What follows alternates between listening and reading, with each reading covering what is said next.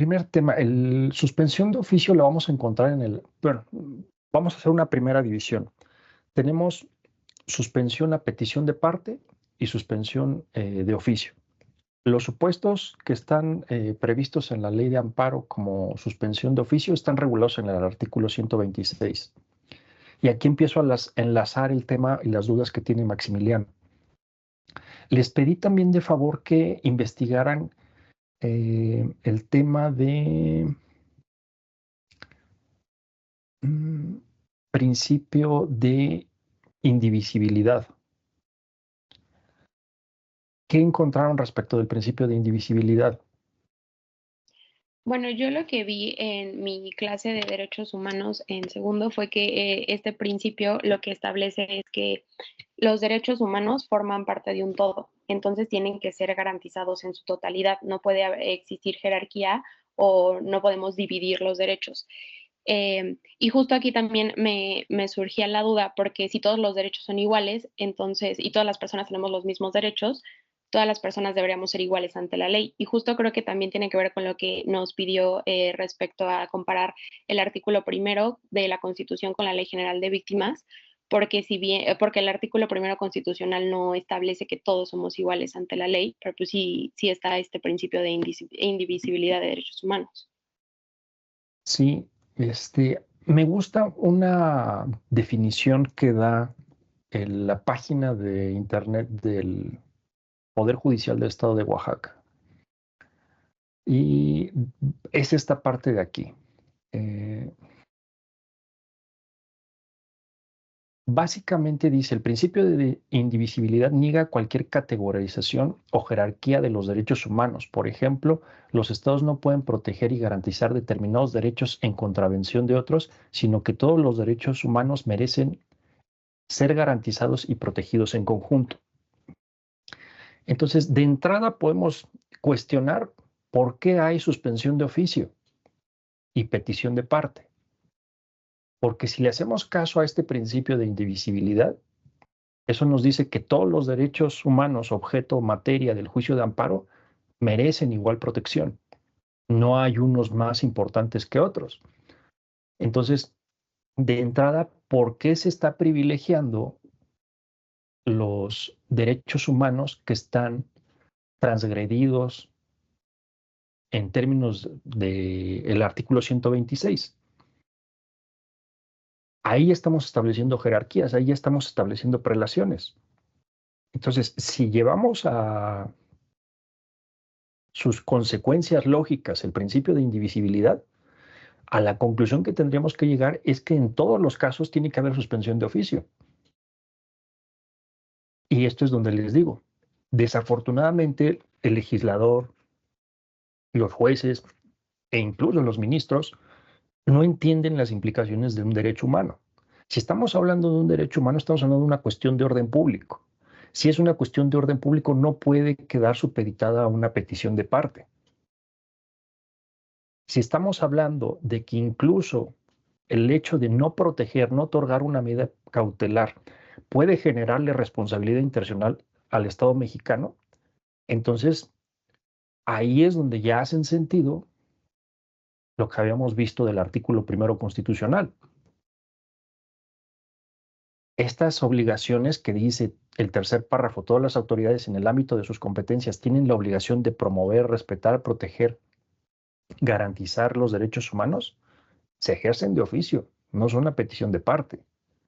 Entonces ya tenemos un primer problema, porque ustedes van a ir viendo que el legislador presupone que cuando estamos hablando de una suspensión a petición de parte, estamos ante un interés privado. Y no se da cuenta que incluso, aunque sea una imputación individual de un derecho humano, estamos hablando de una cuestión de orden público.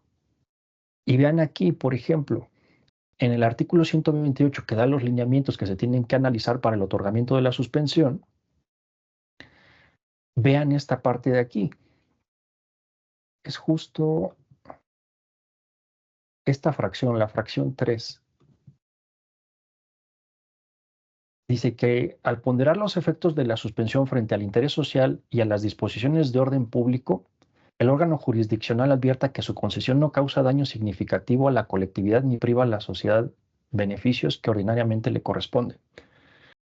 Dice, pondera la pretensión del quejoso con el orden público, contrástala contra el orden público, cuando también la pretensión del quejoso por estar fundada en un derecho humano también es de orden público. Entonces, si se fijan, no es orden público versus orden privado, no es derechos públicos versus derechos privados. Entonces, esto nos confirma la advertencia que ya había hecho Rabasa. El legislador no entiende que es un derecho humano y lo regula como si fuera disponible, como si fuera algo regido por el principio dispositivo, y no es así. Entonces, tenemos una primera división, suspensión de oficio y de plano, que al día de hoy ustedes ya tienen los elementos hasta incluso para impugnar esa división, porque eso de entrada viola el principio de indivisibilidad. Esa es una perspectiva en la que podemos combatir esa división. La otra perspectiva es decir, oye, ¿por qué tienen más derecho o tienen mejor tratamiento procesal las personas quejosas que están invocando violaciones de las aludidas en esta primera parte del artículo 126? Cuando habla, por ejemplo, de que ataques a la libertad personal, deportación, expulsión. Si eso hacemos una categoría, ponemos ahí, ok, aquí tenemos un cierto tipo de quejosos que están invocando esos derechos humanos, versus quejosos que invocan derechos humanos distintos de los previstos en el artículo 126. Entonces, si eso es así, aquí ya es interesante lo que había comentado Maximiliano, porque entonces, por una parte tenemos el artículo primero constitucional, que sí establece una prohibición de discriminación, es decir, esta parte de aquí nos dice, es válido discriminar, pero no uses este listado de criterios, porque si usas este listado de criterios, entonces sí ya estás incurriendo en algo inconstitucional. Pero cosa distinta pasa con el artículo 14 del Pacto Internacional de Derechos Civiles y Políticos, que aquí sí de manera expresa nos dice somos iguales ante los tribunales. En el mismo sentido vamos a encontrar, por ejemplo, el artículo 24, me parece, que es de la Convención, de la Convención Americana. Sí, igual. Todas las personas somos iguales ante la ley. Si se fijan, el artículo primero nunca nos dice que somos iguales. Nos dice únicamente no discrimines con base en estos criterios. Mientras que el artículo 24 nos dice sí, somos iguales. Y ahí, a mí me gusta citar un caso en el que podemos constatar cuál es la diferencia. Supongamos que existe un artículo expedido por el Congreso, y es más, vamos a ponerlo en el contexto del juicio de amparo. Si la persona quejosa se llama Guadalupe, se le otorgará la suspensión del acto reclamado. Si se fijan, esa discriminación no está hecha en función del origen étnico, tampoco de origen nacional, ni de género. El nombre de Guadalupe lo puede tener válidamente un hombre, lo puede tener válidamente una mujer. Tampoco es en razón de edad, no es en función de una discapacidad, tampoco es en función de una condición social, tampoco una cuestión de salud, religión menos, opinión no, preferencia sexual no, estado civil tampoco, y tampoco atenta contra la dignidad. Entonces podríamos decir, si el legislador saca un artículo como el que acabo de mencionar, pues pasaría el test de regularidad normativa a la luz del artículo primero constitucional. Cosa distinta con el artículo que estamos viendo aquí, el artículo 24, porque ahí nos dice todos somos iguales y merecemos igual protección. Aquí sí podemos decir, oye, ¿por qué a los quejosos de nombre Guadalupe les das la suspensión y a los demás no? Y aquí es donde se hace interesante ver qué tipo de relación hay entre este artículo y el artículo primero constitucional, para ir abordando también la pregunta que formuló Maximiliano. ¿Es constitucional? ¿Es inconstitucional? ¿Qué tipo de relación hay?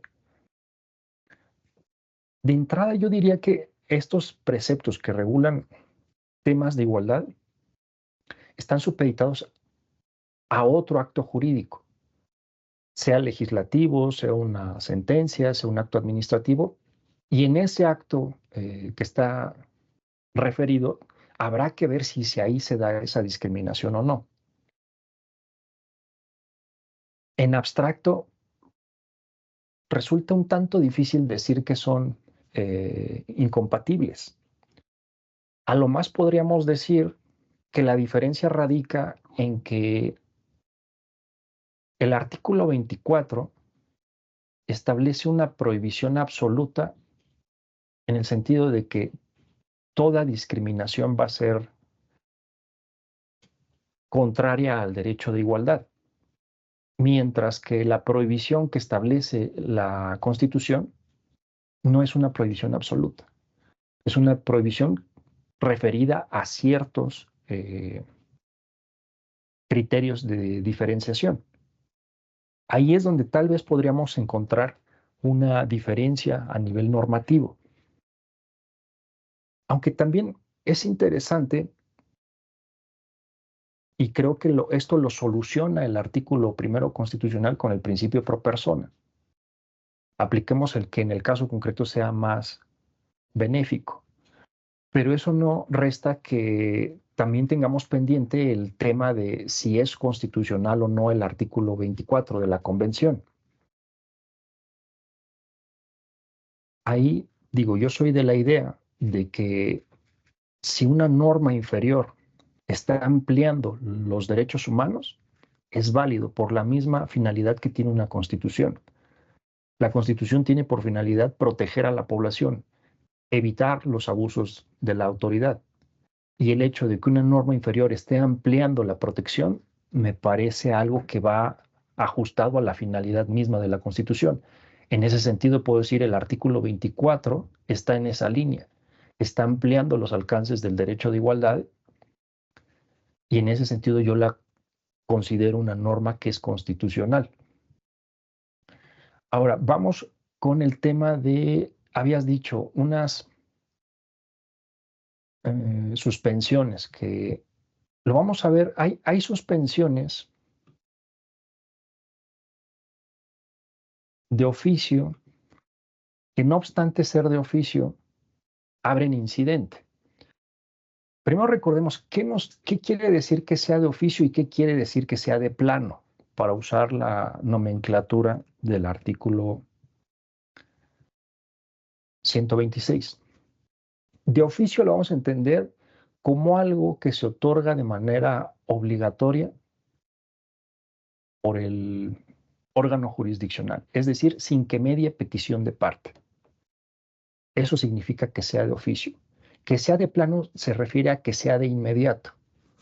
Pero si estamos en ese contexto, surge una duda, o al menos se vislumbra algo que es incompatible, porque si estamos diciendo que la suspensión es de oficio y de plano, entonces, ¿por qué el artículo 127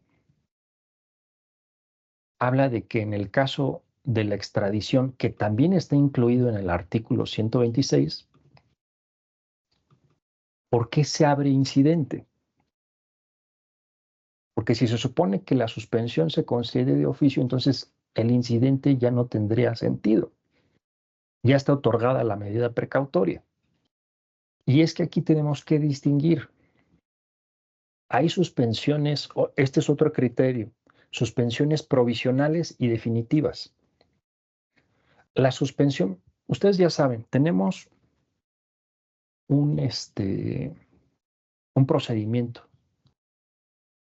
Dejen ver si puedo hacer algún diagrama por aquí.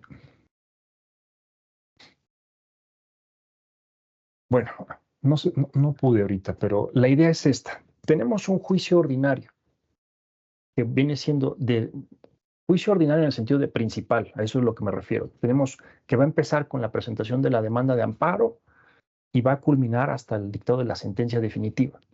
Después vamos a tener procedimientos accesorios, que son los incidentes.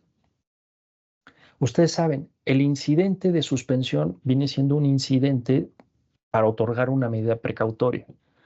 Las medidas precautorias tienen por finalidad adelantar que esas, vamos a encontrar, hay dos tipos de medidas precautorias. Unas que tienen por finalidad adelantar los efectos de la sentencia y otras que conservar las cosas en el estado en que se guardan, que están actualmente para que no haya un deterioro o que no haya una afectación más grave. Conservativas y anticipatorias, así los clasifica la doctrina. Pero a su vez van a ver que en el incidente de suspensión hay una medida precautoria, provisional, es decir, que se dicta al inicio del incidente de suspensión y después viene la suspensión definitiva, que ya viene celebrada la audiencia incidental y es la que se contiene en la sentencia interlocutoria. Entonces, ¿qué es lo que pasa con el artículo 126 en el caso de la extradición? Se dicta una suspensión de oficio de plano, pero es de naturaleza provisional. Y en el caso de la extradición, se abre el incidente y después se verá si se otorga esa misma suspensión de oficio en la definitiva. Entonces, aquí tenemos esa doble vertiente. El hecho de que sea una suspensión de oficio no quiere decir inmediatamente que sea definitiva. También hay suspensiones provisionales de oficio. Otro artículo que me parece que es el 139 también contempla esa... Sí, este es otro caso. Miren, estamos ahorita en el artículo 139. El contexto es suspensión a petición de parte. Pero aquí nos dice, si dicen los casos en que proceda la suspensión conforme los artículos 128, que estamos hablando a petición de parte, y 131, si hubiera peligro inminente de que se ejecute el acto reclamado con perjuicios de difícil reparación para la persona quejosa, el órgano jurisdiccional con la presentación de la demanda deberá ordenar que se mantengan en el estado en que guarden hasta que se notifique a la autoridad responsable la resolución. Esto de aquí, si se fijan, técnicamente es una suspensión provisional de oficio. Le está diciendo, oye, si estamos ante un peligro inminente de que se ejecute el acto reclamado y eso cause un perjuicio de difícil reparación, de inmediato, y es más, esta medida cautelar tiene la bondad de que incluso se puede otorgar antes de que se admita la demanda, porque aquí dice con la presentación de la demanda. Vamos a suponer que presentas la demanda y hay prevenciones. Ahí todavía no se admite, apenas te están previniendo, pero si el juzgador de amparo detecta que hay este peligro inminente, junto con la prevención te tiene que otorgar esta medida suspensional provisional, que es de oficio. ¿Qué pasó, Rodrigo? Sí, maestro, pero una pregunta. Cuando dice medidas precautorias anticipatorias, ¿se refiere a restitución provisional? Principalmente sí. Y aquí voy a enlazar esta pregunta con algo que habíamos visto antes. Habíamos visto que cuando encontramos contradicciones, encontramos ficciones, eso nos da una alerta de que probablemente hay un error metodológico, un error conceptual. Es el caso del artículo 147 de la Ley de Amparo y en general de todo el capítulo de la suspensión del acto reclamado, porque el legislador parte de la idea de que la única medida precautoria que existe en el juicio de amparo es la suspensión.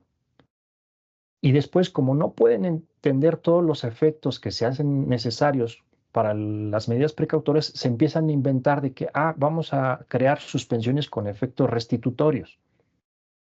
que eso ya empieza a ser un contrasentido. Si es suspensión, no es restitución, porque restitución implica únicamente paralizar. Y esto también deriva de lo que habíamos visto. Si tienen el modelo de derecho humano restricciones al poder estatal, pues la única medida precautoria que se necesitaría en ese contexto son las suspensiones de los actos reclamados, no las restituciones provisionales.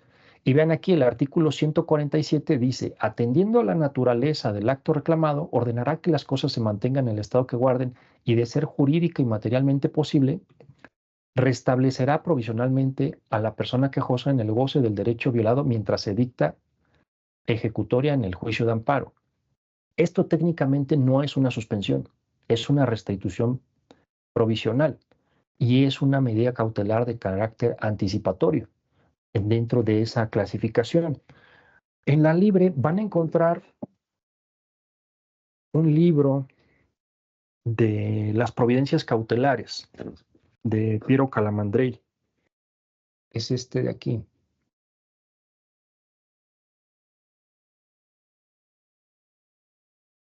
Es Introducción al estudio sistemático de las providencias cautelares. Ahí hace una clasificación. Te dice qué son las providencias cautelares, cuáles son los elementos comunes a todas las providencias cautelares y cómo se clasifican.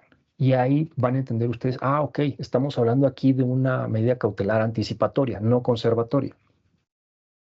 Y eso nos empieza a despejar muchas cosas, porque ustedes van a encontrar en muchos criterios de jurisprudencia que reservan el carácter restitutorio a la sentencia definitiva y se les olvida que incluso tenemos fundamento en derecho positivo en la propia ley de amparo de esta medida cautelar de naturaleza anticipatoria.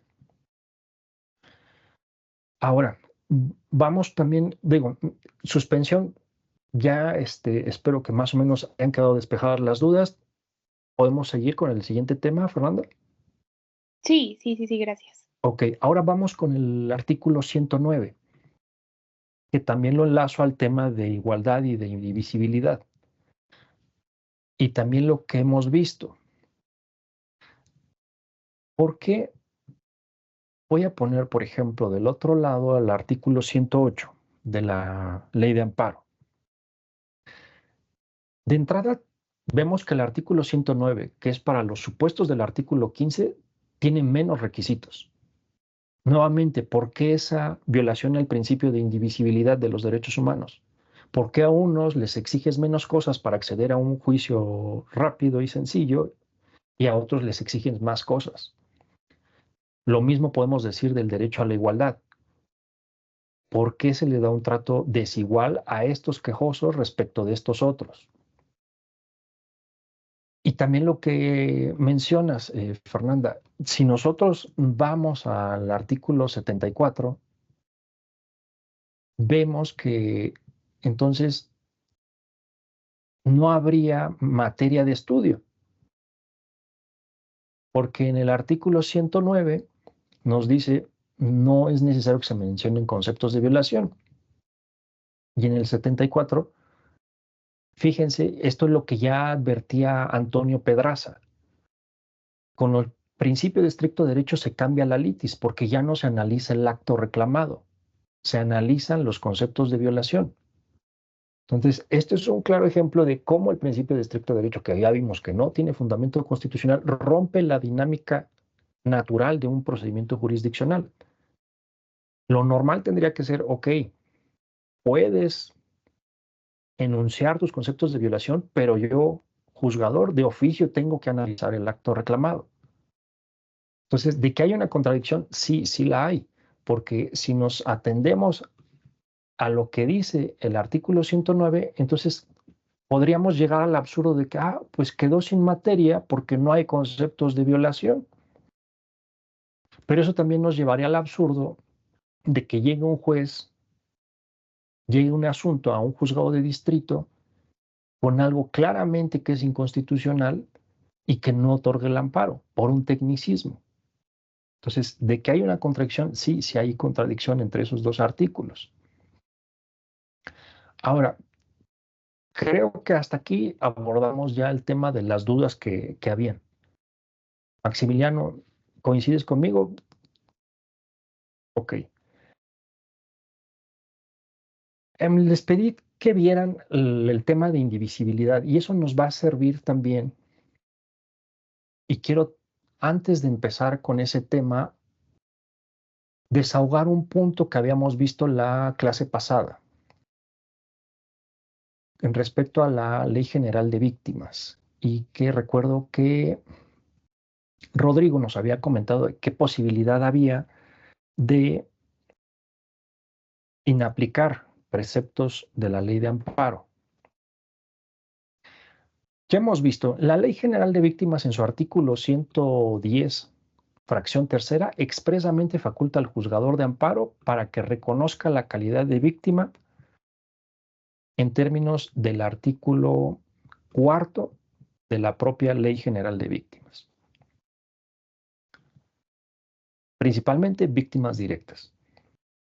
Y nos dice aquí, la calidad de víctima se adquiere con la acreditación del daño o menoscabo, que es prácticamente lo que se va a ventilar en un juicio de amparo. Y vean así, si ustedes en los petitorios de su demanda de amparo también incluyen este efecto de que se reconozca de manera expresa la calidad de víctimas, vamos a tener un efecto adicional. Vamos a suponer, ok, se concede el amparo y también se reconoce de manera expresa la calidad de víctimas. Si es así, vean lo que establece el artículo primero. Nos dice, de la propia Ley General de Víctimas, en las normas que protejan a las víctimas, en las leyes expedidas por el Congreso se aplicará siempre la que más favorezca a la persona. Que esto ya responde lo que nos había planteado Rodrigo. Si nosotros ya obtuvimos el reconocimiento expreso de la calidad de víctimas en el juicio de amparo, podemos plantear cosas en mayor beneficio de la víctima y no nos podrían invocar artículos de la ley de amparo diciendo, no, es que eso no lo prevé la ley de amparo. Y decirle, oye, dirás lo que quieras, pero ya tengo el reconocimiento expreso,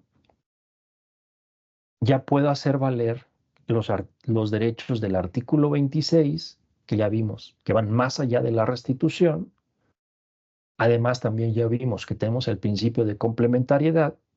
Entonces, esta sería una forma de argumentar la inaplicabilidad, la inaplicación de preceptos de la ley de amparo. La secuencia sería así: primero obtener el reconocimiento expreso de la calidad de víctima y después ahí aprovechar que ya tenemos esa calidad, invocando también este segundo párrafo del artículo primero. ¿Para qué nos podría servir? Nos podría servir, por ejemplo, para plantear incidentes en los que ya estemos liquidando, por ejemplo, la compensación económica que debe recibir la quejosa y también víctima. Y no nos podrían salir, oye, es que eso no está previsto en la ley de amparo o mi ley de amparo me restringe a únicamente darte los efectos restitutorios, no te puede incluir los otros. Ah, pues ¿qué crees? El propio Congreso ya previó eso. Entonces, creo que esa es una forma más contundente. Primero obtener el reconocimiento y después aprovechar el segundo párrafo de la Ley General de Víctimas para inaplicar preceptos de la Ley de Amparo. Ahora, vamos a ver también, ya hicimos una crítica, ¿no? En el sentido de los artículos 109 y 108. No hay razón de ser para que existan esas diferencias. A todas las personas se les debería dar ese trato igualitario. Ahora, también les envié un video. ¿Tuvieron oportunidad de verlo? ¿Qué comentarios les merecen en relación a lo que habíamos visto la clase anterior? A ver, Rodrigo.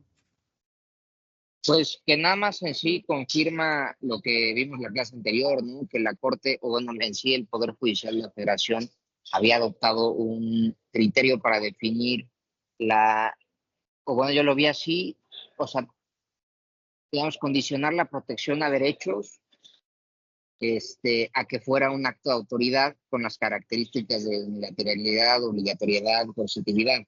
¿no? Entonces, pues sí, yo, o sea, yo digo que nada más como que confirmó lo que ya veníamos planteando y, o sea, por consecuencia se quedan desprotegidos los derechos, ¿no? En este caso, no me acuerdo si era bien que privacidad y Supongo ya. que sí, algo de ese tema. Maximiliano. Sí, igual, pues relacionando igual con el video que nos mandó de los defectos en la teoría garantista, pues sí, que justo uno de los defectos que usted planteaba era las ficciones jurídicas, ¿no? Entonces, a la Corte crear esta ficción jurídica de que el particular puede ser una autoridad en vez de entender cómo funciona la horizontalidad de los derechos humanos, terminaron intentando hacer un bien, ¿no? O sea, intentando proteger, o sea, este caso que vimos de Canto Ortega, sin ver a mayor plazo o por salirse por la sencilla, terminaron haciendo más daño que bien y a largo plazo resultó en que personas no podían hacer valer el juicio de amparo por no entender bien cómo funcionan los derechos humanos. Sí, hay nada más una precisión, porque tú mencionas la teoría garantista. Ahí probablemente, si tú lo enuncias así, si lo así lo defines, muy probablemente te van a hablar de las teorías de Luigi Ferrajoli.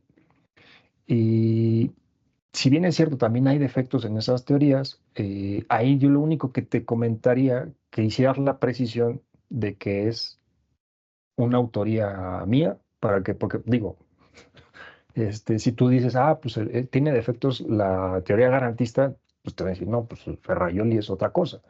Y ahí simplemente acotarlo. Yo la forma en que lo anuncio es un paradigma de garantías individuales. Agrego también la parte de garantías individuales para aterrizarlo al contexto del derecho positivo mexicano.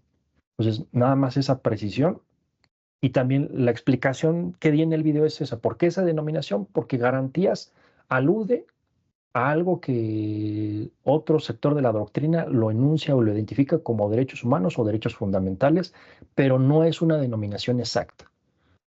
Está más enfocada a prohibiciones, ¿ok? Sí, eso me puede dar la justificación de por qué garantías individuales por el tema histórico mexicano. Entonces, simplemente si lo llegas a enunciar en algún examen o algo así, simplemente haces esa precisión y ¿a qué te refieres? Haz la distinción. Teoría garantista, todo mundo te va a decir, ok, Ferrajoli. Pero si ya dices, el paradigma de las garantías individuales, entendiendo como derecho humano igual a poder, a restricción al poder estatal, creo que eso ya te puede salvar de malos entendidos. Simplemente esa precisión.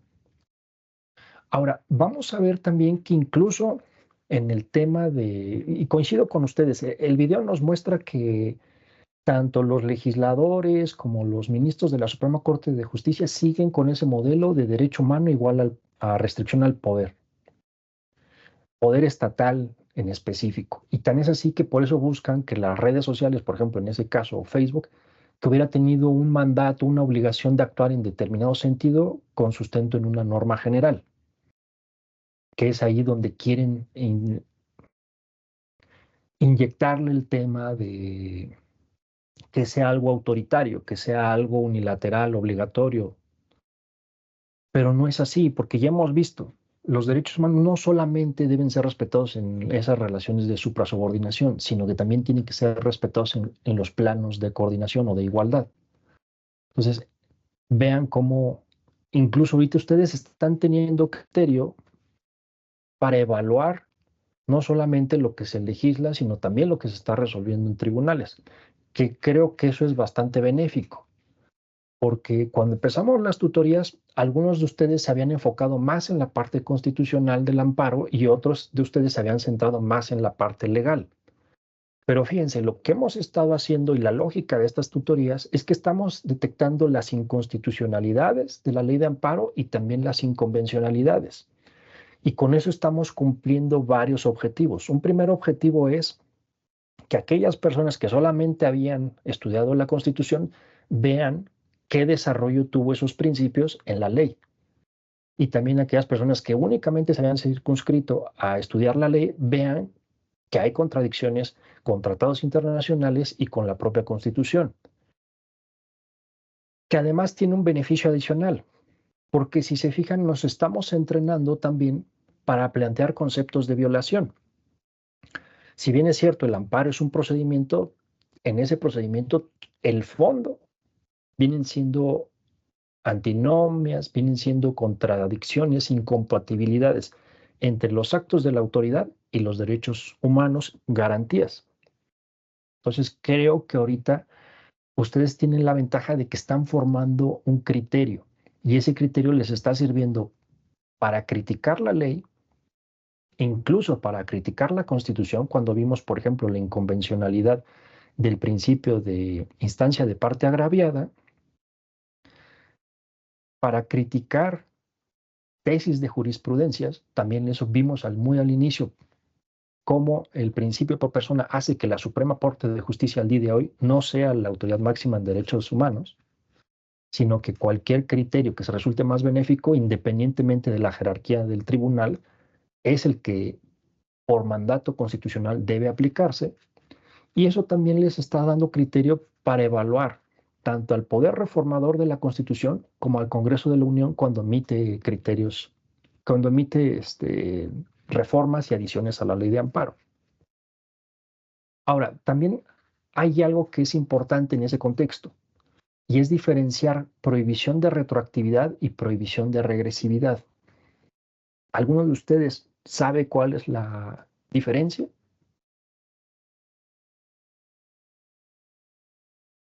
Bueno, empecemos. El principio de progresividad, ustedes bien saben, lo tenemos en el artículo 1 constitucional, párrafo 3, progresividad. La prohibición de retroactividad la vamos a encontrar en el artículo 14 constitucional. Cuando estamos hablando de retroactividad, ya hemos visto, está prohibida por regla general. La excepción es cuando sea en beneficio de una persona en materia penal. Ahora, ¿qué pasa cuando estamos hablando de retroactividad? Para que se dé ese supuesto, tiene que haber ya una actualización de los supuestos normativos. Es decir, tiene que haber ya derechos imputados a personas identificadas que después, con el cambio normativo que viene por el legislador, que pretende regular el pasado, se vean afectados esos derechos. No sé si ustedes tuvieron la oportunidad de ver algunas de las entrevistas y comentarios que dio el exministro Saldívar respecto de la irretroactividad o de la retroactividad que estaban planteando con motivo de las reformas. Ahí el ministro Saldívar dijo, es que no hay un tema o no hay una violación al artículo 14 constitucional porque estamos hablando de normas procesales y las normas procesales se actualizan de momento a momento. Eso en términos generales es cierto, pero lo que omitió decir el ministro Saldívar es que no todo lo que está previsto en la ley de amparo es de naturaleza 100% procesal. Hay normas que tienen una incidencia o al menos están muy pegadas al tema de planteamientos de fondo. Y eso lo podemos ver incluso en los incidentes de suspensión, porque ustedes recordarán, cuando estamos viendo incidentes de suspensión, no son planteamientos netamente procesales, sino que se tiene que hacer un mini juicio en el que se valora el fondo de manera provisional y mediante juicios de probabilidad y de verosimilitud. Sí, pero se están estudiando cuestiones de fondo. Entonces, si esta reforma entra en vigor y afecta incidentes de suspensión, ahí sí podríamos hablar de una violación al principio de retroactividad, porque los incidentes de suspensión, aunque sea de manera provisional, sí versan sobre el fondo de los amparos, no son 100% procesales. Entonces ahí tenemos una primera precisión. Además, tenemos que analizar el tema de progresividad, porque la progresividad tiene dos vertientes. Una vertiente positiva que exige que los derechos humanos se respeten en la mayor medida de lo posible, pero también tiene una prohibición de regresividad. Y cuando estamos hablando de la prohibición de regresividad, Es decir, la regresividad en términos normativos implica que lo que antes se podía hacer con fundamento en una ley o en una norma jurídica, al día de hoy ya no se pueda, o se puede en una menor medida. Ahí hay una restricción. ¿Qué es la ventaja del principio de progresividad? Que el principio de progresividad no exige que ya se hayan actualizado los supuestos normativos.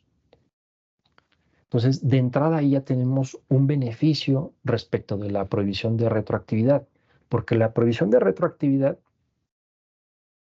lleva implícita la idea de que ya hay un sujeto colocado en el supuesto normativo de la norma que después se va a venir a modificar con un acto legislativo. Es decir, ya alguien tenía un derecho subjetivo con fundamento en una norma, en un artículo de una ley que después se modifica. Cosa distinta con la progresividad. La progresividad no exige eso. Entonces, la protección que da la progresividad es más amplia. Esto en el tema de la reforma a la ley de amparo tiene sus implicaciones.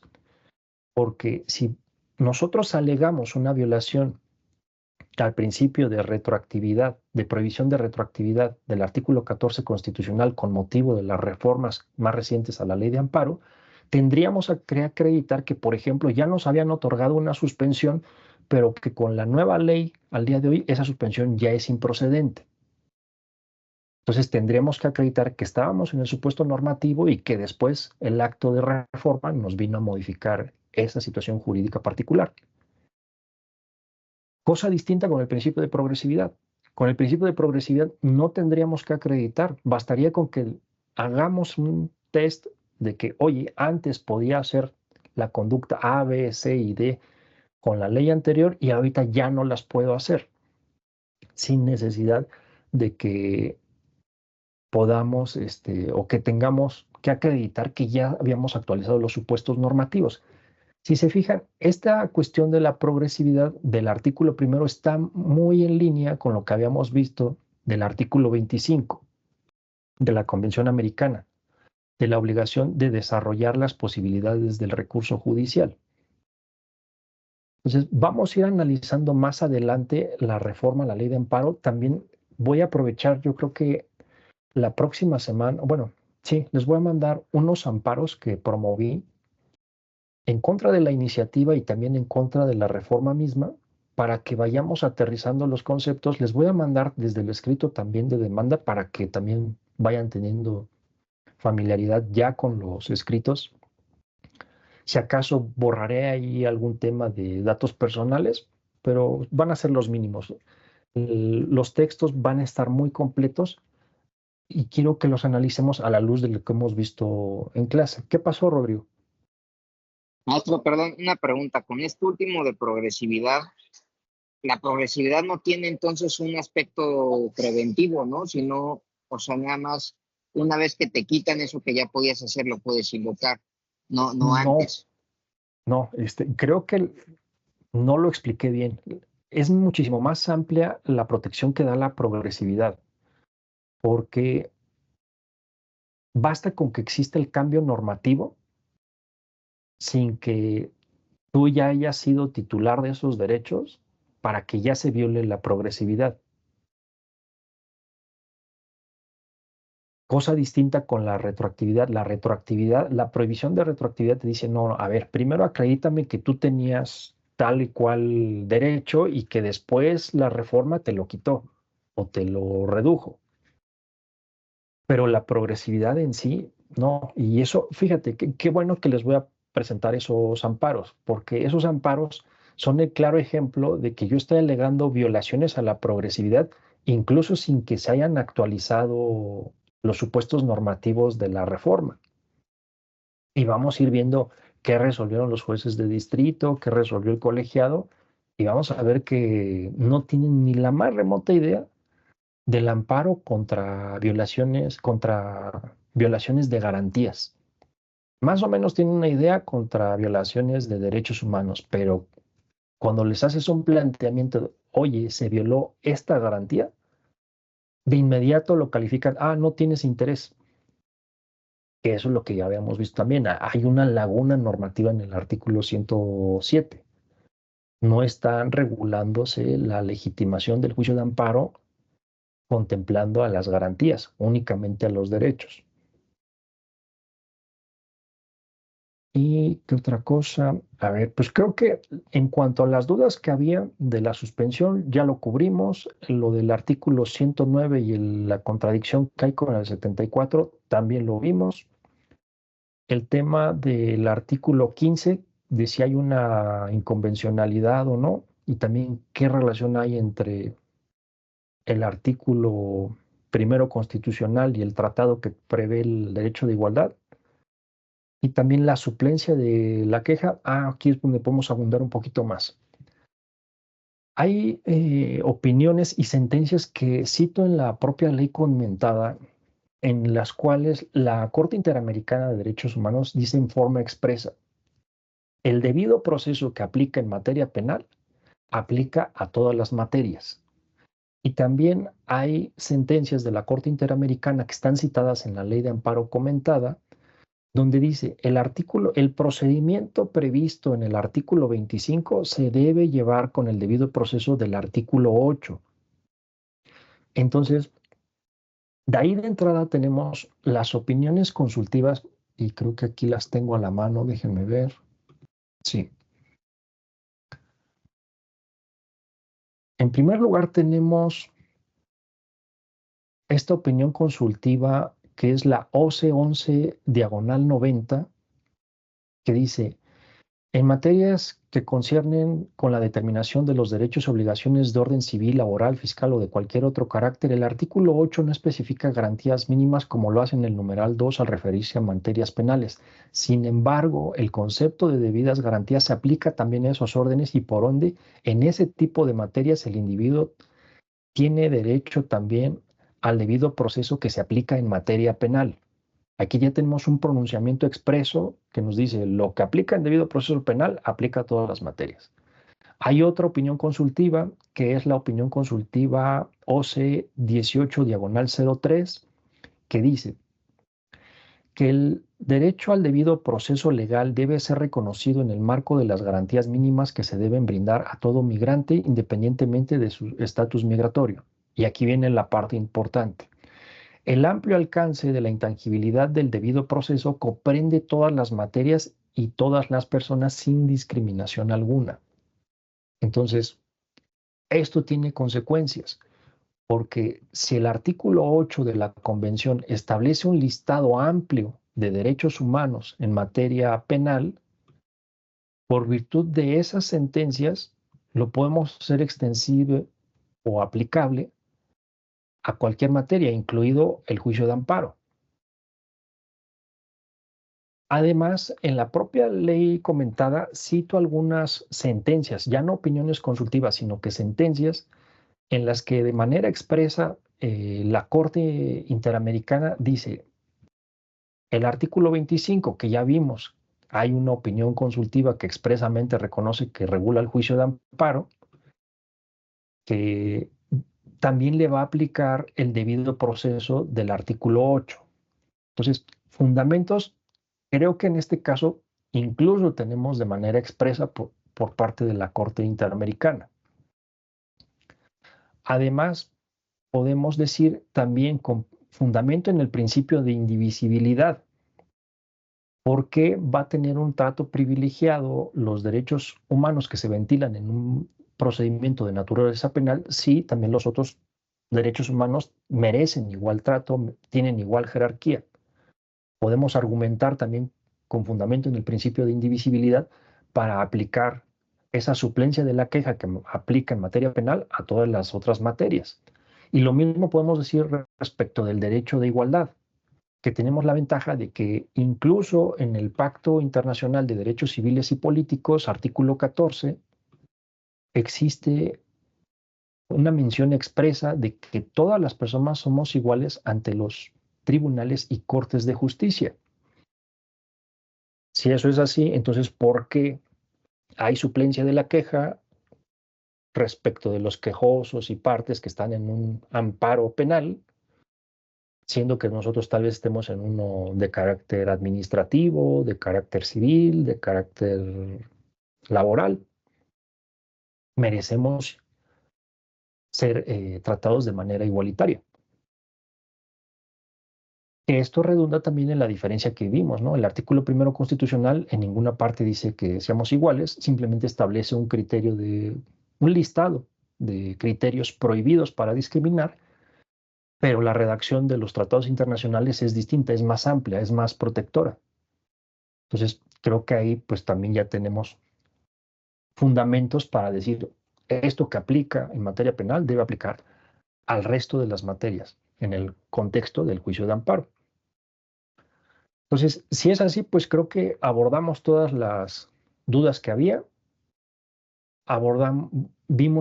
avanzamos en lo que habíamos dejado de tarea y pues bueno, les voy a ir compartiendo en el transcurso de la semana los escritos de los amparos que les mencioné para que los analicemos a la luz de lo que ya hemos visto y también si van teniendo dudas, aprovechen el chat para que vayamos avanzando. Y pues que tengan una buena tarde. Ya los dejo para que entren a su próxima clase. Gracias. Buenas tardes. Gracias, maestro. De nada, hasta luego.